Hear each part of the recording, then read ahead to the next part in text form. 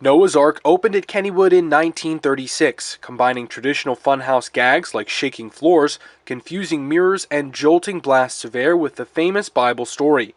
In an interesting twist of fate, construction of the Ark was delayed in 1936 by the Great St. Patrick's Day flood, which still stands as the worst flooding in the recorded history of the Pittsburgh region. The Ark quickly became one of Kennywood's most popular attractions, with hand-carved animal statues, air blasts famous for blowing up the long skirts commonly worn by women of the era, and the ever-rocking large boat anchoring what is now referred to as the park's Kennyville area.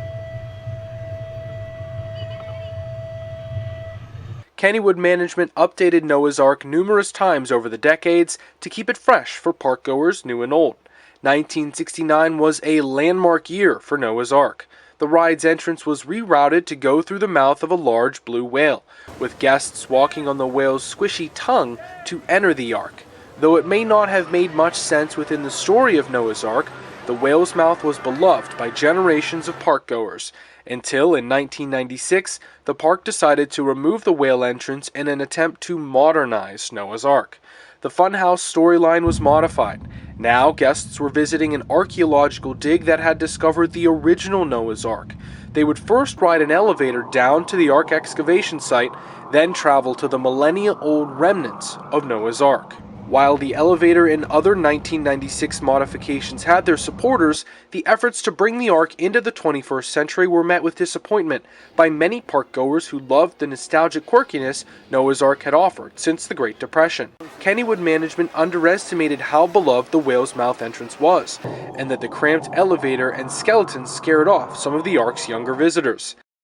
Yet, the work done in 1996 remains critical even to this day, as during the construction, Kennywood crews discovered that the Ark structure itself was rotting. It would need replaced entirely if the ride was to continue operating.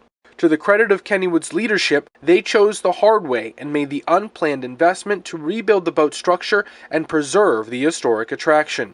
Without that work, we would not be here 20 years later, celebrating 80 years of Noah's Ark.